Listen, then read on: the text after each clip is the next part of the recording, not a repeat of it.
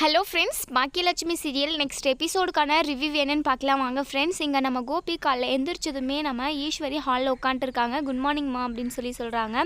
அப்போ தான் நம்ம ஈஸ்வரி இருந்துட்டு, சரி கோபி, நீயும் நானும் பார்க் வரைக்கும் நடந்துட்டு வரலாம் வா கோபி அப்படின்னு சொல்லிட்டு இங்கே ஈஸ்வரி கூப்பிட்டு, இங்கே நம்ம ராதிகாவோ ஏஞ்சி வந்ததுமே, கோபி நீங்கள் என் கூட வாங்க, இத்தனை நாளாக உங்கள் அம்மா கூட தானே நீங்கள் வாக்கிங் போயிட்டு இருந்தீங்க, இப்போ என் கூட போங்க சரிங்களா, நம்ம போயிட்டு வந்துடுவோம் வாங்க அப்படின்னு சொல்லிட்டு இங்கே கோபியை கூப்பிட்டு இங்கே ஈஸ்வரி கோபியை முறைக்கிறாங்க. என்ன கோபி இதெல்லாம், நான் தானே உன் கூட எப்பவும் வாக்கிங் வருவேன், இப்போ என்ன புதுசாக இவன் நடுவில் வந்து மூக்க நுழைக்கிறா, இதெல்லாம் எனக்கு சுத்தமாக பிடிக்கல கோபி, நீ என் கூட தான் வாக்கிங் வரணும் அப்படின்னு சொல்லிட்டு இங்கே ஈஸ்வரி சண்டை போட, இங்கே ராதிகாவோ அத்தை இதுக்கப்புறம் நான் அவர் கூட இருக்கேன்ல, நான் பார்த்துக்கிறேன், நாங்கள் 2 பேரும் வாக்கிங் போயிட்டு வந்துடுவோம், உங்களுக்கு வயசான காலத்தில் நீங்கள் வீட்டிலே உட்காந்துருக்குங்க இருங்க, உங்களுக்கு கால் வலிக்கும் அப்படின்னு சொல்லிட்டு இங்கே ஈஸ்வரி மூக்கை உடச்சிட்டு இங்கே ராதிகா கோபியை கூட்டிகிட்டு வாக்கிங் போயிடுறாங்க. இங்கே ஈஸ்வரிக்கு பயங்கர கோபமாக வருது. உடனே இனியா வந்ததுமே இனியா கிட்ட புலம்பிக்கிட்டு இருக்காங்க, இந்த ராதிகா வந்ததுலேருந்தே வீடே சரியில்லை, கோபியுமே மாறிட்டான், இந்த ராதிகாவை என்ன பண்ணுறதுன்னு எனக்கு தெரியல, எல்லாம் இந்த பாக்கியாவை சொல்லணும், அவள் வாழ்க்கையை காப்பாற்றலாம், அவளுக்கு திரும்பவும் ஒரு வாழ்க்கையை அமைச்சு கொடுக்கலாம் அப்படின்னு சொல்லிட்டு நான் பிளான் பண்ணிக்கிட்டு இருந்தா, அவள் இந்த ராதிகா இந்த வீட்டில் இருக்கிறதுக்கு ஓகே சொல்லிட்டான், அதனால தான் இந்த ராதிகா தலைக்கால் புரியாமல் ஆடிக்கிட்டு இருக்கா அப்படின்னு சொல்லிட்டு இங்கே ஈஸ்வரிக்கு கிட்ட சொல்கிறாங்க. இங்கே இனியாவோ, அம்மா பாட்டி இந்த ராதிகா இருக்கிறது எனக்குமே சுத்தமாக பிடிக்கல, இந்த மயு எப்போவுமே டேடி கூடவே இருக்கா, டேடியுமே மயுவை ரொம்பவே பாசமாக நடத்துகிறாரு, 2 பேருமே ரொம்ப க்ளோஸிங்காக இருக்காங்க, என்னை யாருமே கண்டுக்கிறதில்ல, என் அம்மாவுமே மயுவை வந்து பக்கத்துலேயே கூட படுக்க வச்சுக்கிறாங்க, என் பக்கம் திரும்பி கூட படுக்கிறதில்ல அவங்க, எனக்குலாம் சுத்தமாக பிடிக்கவே இல்லை, பட் இந்த ராதிகாவையும் மயுவையும் சீக்கிரமாக இந்த வீட்டை விட்டு துரத்தணும், அப்போ தான் நான் டேடி கூட நிறையவே டைம் ஸ்பெண்ட் பண்ண முடியும், அப்படி இல்லைனா இந்த மயு கூடவே எப்போ பாரு டேடி பேசிக்கிட்டே இருக்காரு, என்னை கண்டுக்கிறதில்ல பாட்டி, நீங்கள் ஏதாச்சும் ஒரு ஐடியா பண்ணுங்க பாட்டி, அவங்க இந்த வீட்டை விட்டு போகிற மாதிரி அப்படின்னு சொல்கிறாங்க. இங்கே ஈஸ்வரியோ, இரு இனியா, அதுக்காக தான் நானும் யோசிச்சுட்ருக்கேன், ஏதாச்சும் ஒரு சாக்கு கிடைக்கட்டும், கண்டிப்பாக இந்த ராதிகாவை வீட்டை விட்டு நம்ம துரத்திடலாம் அப்படின்னு சொல்லி 2 பேரும் பேசிக்கிட்டு இருக்காங்க. இங்கே பாக்கியா அதை கேட்டுட்டு, அத்தை எப்போவுமே நல்ல எண்ணம் வைங்க, நல்ல எண்ணம் இருந்தால் தான் கண்டிப்பாக எப்போவுமே நல்லதே நடக்கும், மற்றவங்களுக்கு கெடுதல் செய்யாதீங்க, உங்களால் நல்லது நான் செய்ய முடியல அப்படின்னாலுமே பரவாயில்ல, கெடுதல் செய்யாமல் இருங்க, அப்போ தான் கடைசி காலத்தில் உங்களுக்கு கஞ்சியாச்சு மிஞ்சோம் அப்படின்னு சொல்கிறாங்க. அதுக்கு இங்கே நம்ம ஈஸ்வரி இருந்துட்டு, என்ன பாக்கியா எனக்கு சாபம் கொடுக்குறியா, எனக்கு கஞ்சி கிடைக்காதுன்னு சொல்கிறியா, அப்படி கிடைக்கலனாலுமே பரவாயில்ல, அந்த ராதிகாவையும் மயுவையும் வீட்டை விட்டு துரத்துற வரைக்கும் நான் தூங்க மாட்டேன், அவள் இருந்தால் இந்த வீடாகவே இல்லை, கலகலப்பாகவே இல்லை, கோபி நாக்கு சொரணை கெட்டு அவள் செய்கிற சாப்பாடெல்லாம் சாப்பிட்டுக்கிட்டு இருக்கான், அவன் தான் சித்திரவதையை அனுபவிக்கிறான், அவள் சாப்பாடாக செய்கிறா, அது எல்லாமே மருந்து மாதிரி இருக்குது அப்படின்னு சொல்லிட்டு எங்கள் ஈஸ்வரி புலம்ப, எங்கள் இனியாவுமே ஆமாம்மா ப்ளீஸ்மா நீங்கள் ஒரு வார்த்தை சொன்னீங்கன்னா கண்டிப்பாக ராதிகா ஆண்டி இந்த வீட்டை விட்டு போயிடுவாங்க அப்படின்னு சொல்கிறாங்க. இங்கே பாரு இனியா, பெரியவங்க விஷயத்தில் நீ தலையிடாத, நான் ஏற்கனவே சொல்லியிருக்கேன், ஏன் இன்னொரு தவடிக்கு உனக்கு பல்லார்னு ஒரு அறை வேணுமா என்ன அப்படின்னு கேட்குறாங்க. இங்கே இனியா வந்து சைலண்ட்டாக ஆகிடுறாங்க. போயிட்டு நீ ஹோம் ஒர்க்கெல்லாம் முடி, காலேஜில் நிறைய ஒர்க் கொடுத்துருப்பாங்க, அதெல்லாம் படித்து முடி சரியா, ஒழுங்காக காலேஜ் படித்து அரியர் வைக்காமல் நல்லா பாஸ் பண்ணுற வழியாக பாரு அப்படின்னு சொல்லிட்டு இங்கே பாக்கியா வந்து இனியாவை திட்டுறாங்க. இங்கே செல்வியும் அப்போ தான் வராங்க. ஆமாக்கா நீ சொல்கிறது தான் கரெக்டு, ஏதோ நீ மற்றவங்க எல்லாருக்குமே நல்லதுன்னு நினைக்கிற, அதனால தான் நீ இப்போவுமே நல்லா இருக்கக்கா, கண்டிப்பாக இனிமேலும் உனக்கு எந்த ஒரு நோய் நொடி இல்லாமல் கண்டிப்பாக நீ நல்லா இருப்ப, ஏன்னா உன்னை சுற்றி இருக்கிறவங்க எல்லாருமே நல்லா இருக்கணும்னு நினைக்கிற குணம் உனக்கு அப்படின்னு சொல்லி இங்கே செல்வி சொல்கிறாங்க. அதுக்கப்புறம் நம்ம பாக்கியா எழிலுக்கு கால் பண்ணுறாங்க. டே எழிலு, உன்னை பார்த்து ரொம்ப நாளாச்சுடா, நீ வீட்டு பக்கம் வந்துட்டு போனேன்னா நிலா பாப்பையும் கொஞ்சம் கொஞ்சிட்டு நான் அதுக்கப்புறம் உங்களை அனுப்பி வச்சிடுறேன், கொஞ்சம் நீ நிலா பாப்பா அமிர்தா 3 பேரும் வாங்கப்பா அப்படின்னு சொல்லிட்டு இங்கே நம்ம பாக்கியா வந்து எழிலுக்கு கால் பண்ணி சொல்கிறாங்க.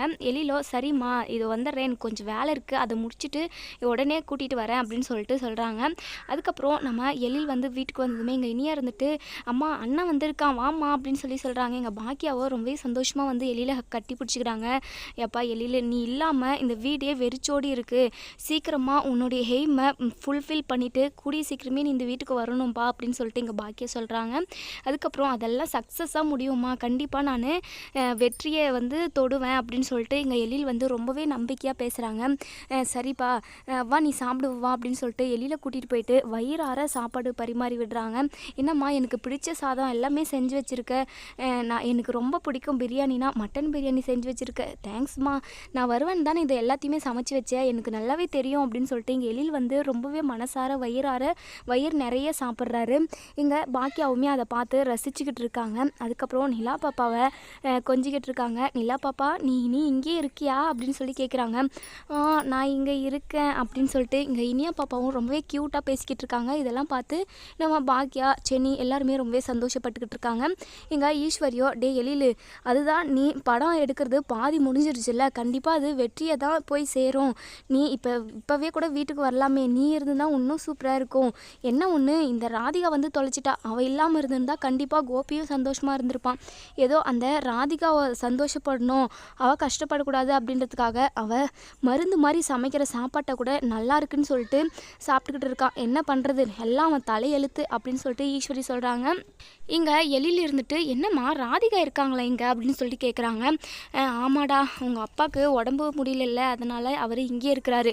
உங்கள் பாட்டிக்கு உங்கள் அப்பா இந்த வீட்டிலே தான் இருக்கணுமா, அதனால் உங்கள் அப்பா வந்து அவங்களோட ஒய்ஃபை இந்த வீட்டிலே கூட்டிகிட்டு வந்து வச்சுட்டு இருக்காரு அப்படின்னு சொல்லிட்டு இங்கே பாக்கிய சொல்ல, இங்கே ஈஸ்வரியோ, எல்லாம் உன் அம்மாவால் தான்டா, உன் அம்மா தான் அந்த ராதிகாவை இந்த வீட்டில் இருக்க வைக்கிறா, எதுக்காக இவ தேவையில்லாத வேலையெல்லாம் செஞ்சுக்கிட்டு இருக்கானே தெரியல அப்படின்னு சொல்லிட்டு சொல்கிறாங்க. இங்கே எழிலோ, ஏம்மா எதுக்காக, ஊர்லெலாம் எல்லாம் தப்பாக பேச மாட்டாங்களா, எதுக்காக அவங்களெல்லாம் நம்ம வீட்டில் வச்சுக்கிட்டு இருக்கீங்க அப்படின்னு சொல்லிட்டு இங்கே நம்ம எழில் கேட்குறாங்க. நம்ம பாக்கியாவோ, இல்லை எழில், அவங்க கொஞ்ச நாளைக்கு மட்டும்தான் இங்கே இருப்பாங்க, இங்கே நிரந்தரமாக இருக்க மாட்டாங்க, சின்ன ஒரு உதவி மட்டும் தான் செஞ்சேன், அது மட்டும் இல்லாமல் வீட்டுக்கு வாடகையுமே நம்ம வாங்குறேன் அப்படின்னு சொல்லிட்டு சொல்கிறாங்க.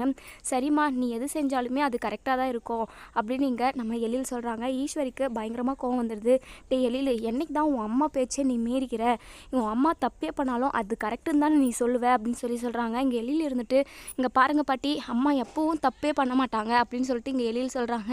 இங்கே பாக்கியாவோ சிரிக்கிறாங்க. பார்த்தீங்களா அம்மா, என் பையன் எவ்வளோ அழகாக பேசுகிறான்ட்டு, அவனுக்கு ரொம்பவே நல்ல புத்தி, ஏன்னா அவனை நான் வளர்த்துருக்கேன் அப்படின்னு சொல்கிறாங்க. இங்கே நம்ம ஈஸ்வரி இருந்துட்டு, என்னடி நான் என் பையனை ஒழுங்காக வளர்க்கலன்னு சொல்லிட்டு சொல்கிறியா, என்னவோ அவனோட தலை சனியும், அவனுக்கு ஏதோ தேவையில்லாததெல்லாம் நடந்துருச்சு, அதனால இப்போ அவன் கஷ்டப்பட்டுக்கிட்டு இருக்கான், அதுக்காக நான் ஒழுங்காக வளர்க்கலை அப்படின்னு ஆகிடுமா என்ன அப்படின்னு சொல்லிட்டு பேசிக்கிட்டு இருக்காங்க. அதுக்கப்புறம் இங்கே செல்லியன் வந்து ரொம்பவே பயங்கர டென்ஷனில் இருக்காங்க. ஆஃபீஸில் வேலையும் கொடுக்கல, வேலையை விட்டு துரத்தி அனுப்பிட்டாங்க. எங்கேயோ ஒரு 10 லட்ச ரூபா கடன் வாங்கியிருக்காங்க. அந்த பணத்தை திருப்பி யாரோ கேட்குறாங்க. அவங்கக்கிட்ட வட்டி முதலுமா எனக்கு இப்போவே வச்சு ஆகணும் அப்படின்னு சொல்லிட்டு அந்த கடன்காரர், அதாவது கடன் கொடுத்தவங்க வந்து செல்லியன் கிட்ட கேட்டுக்கிட்டு இருக்காங்க. செல்லியன் என்ன பண்ணுறதுன்னு தெரியாமல் 2-3 நாள் டைம் கேட்டிருக்காங்க அவங்கக்கிட்ட. இங்கே நம்ம செல்லியனுக்கும் வேலை போச்சு, வேலை இல்லாமல் எப்படி நம்ம பணத்தை ரெடி பண்ணுறது அப்படின்னு சொல்லிட்டு ரொம்பவே முழிச்சுக்கிட்டு இருக்காங்க. அதுக்கப்புறம் பாக்கியாவோட நகை வந்து நிறைய இருக்குது, அந்த நகையை எப்படியாச்சும் எடுத்துகிட்டு போயிட்டு அடகு வச்சு அந்த பணத்தை இப்போதைக்கு கொடுத்துருவோம், ஏதாச்சும் வேலை கிடைச்சா அங்கே வேலையிலேருந்து வர பணத்தை நம்ம கண்டிப்பாக அம்மாவோட நகையை அவங்களுக்கே தெரியாமல் மூட்டிட்டு வந்து வீட்டிலே யாருக்கும் தெரியாமல் வச்சுருவோம் அப்படின்னு சொல்லிட்டு இங்கே நம்ம செல்லியன் வந்து பிளான் பண்ணி அதாவது நம்ம பாக்கியாவோட நகையை வந்து திருடிடுறாங்க. அந்த நேரம் பார்த்து இங்கே சென்னியும் அதை பார்த்துடுறாங்க. அதை பார்த்துட்டு இங்கே சென்னி வந்து செல்லியன் முகத்திலே காரி துப்புறாங்க.